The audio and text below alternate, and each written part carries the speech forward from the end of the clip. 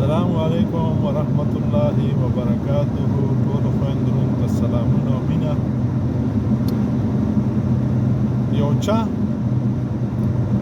وبایم البته یو خور راته یو میسج کړی وی دومره ښایسته خو هم نه چې ډېرې ویډیوګانې کوي او نو زه اکثره چې ویډیو کوم نو مخې بل طرف اړم.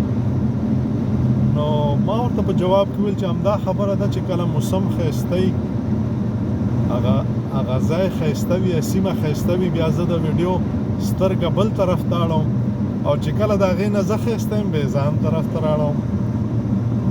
نو قدرمنو خوشحاله اوسئ اباد اوسئ. نن مې سر کل کړی دی او ډېره یخني دی وګوره نو ځکه مې دغه شی په سر کړی دی.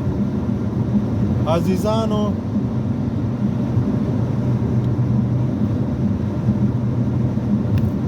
ډېر خپلوان ملګري دوستان داسې وي چې زمونږ او ستاسو په ځینې کړنو باندې هغه هېڅ خبرېږي نه. بیا ځینې ناپوهان داسې وي چې دی فکر کوي چې دا سړی په دې نه پوهېږي خو هغه پوهه وي خو د هغه شرافت د هغه انسانیت د هغه دیندارۍ د هغه مینې د هغه ستا قدر چې تا ته یې لري لوند کړی دی او په تا باندې ځان نه شکوي. یو ځل دوه ځل درې ځل. عزیزانو هیڅ وخت زه متوجه شدم کله کله زه میاشتې میاشتې د خپلو خپلوانو ملګرو عزیزانو سره خبرې کوم چې پوه شم چې دی ګټه څه شي ته وایي. تاسې باور وکړئ چې په سلو کې 99% چې دوی ګټه دې ته وایي چې یو څو ټکې پیسې د تا نه ګټه ولري یو څو غیرانه شنداپولي د تا نه ګټه ولري دې ته ګټه وایي. ان تر دې نه پوهېږي چې زه دې نړۍ ته په خپله راغلی یم که خدای را لېږلی یم او زه په دې نړۍ کې څنګه ژوند وکړم نو ګټه به وکړم او چې مړ شم څه به مې ګټلي وي. عزیزانو لنډ به درته ووایم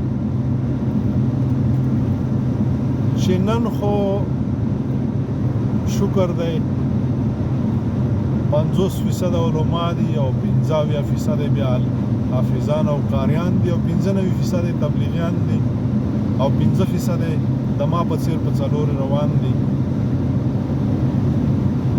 نو بهیر مو نشي چې موږ دې نړۍ ته راغلي نه یو خدای پاک را لیږلي یو چې په دې نړۍ کې ډېر ښایسته ژوند وکړو. ښایسته ژوند څه وایي چې د مور و پلار د خویندرونو د مېرمنې د بچو د ګاونډیانو د قام قبیل خدمت وکړو دا نړۍ آباده کړو. دا ځکه خدای پاک دې نړۍ ته را لیږلي یو او څه چې د خدای اوامر په نړۍ کې پوره کول دي هغه ټول پوره کړو نو د مرګ سره بیا بل ژوند پیلېږي چې بیا د خدای رضا ده او چې خدای د موږ او تاسې نه رضا وي بیا به څه وي بیا به هلته خدای پاک موږ ته هغه څه راکوي کومو چې موږ سره په قرآن کې ژمنې کړي دي. ډېر خلک داسې وایي ناپوهه دي علم نه لري دا فکر کوي چې زه مفتي شوی یم.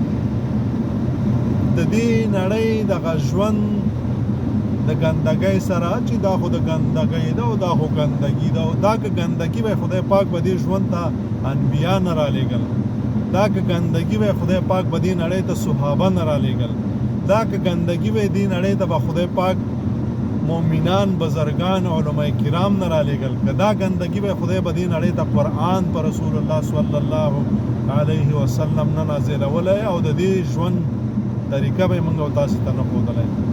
الله مخاد و آباد لره د ژوند سره لوبې مه کوئ. د چا د ژوند سره د چا د احساساتو سره لوبې مه کوئ. دا د خپل ژوند سره لوبې کول دي. دا د خدای پاک د امر سره لوبې کول دي چې موږ ته یې راکړی دی. د چا حق مه خورئ خپل حق د بل حق وپېژنئ.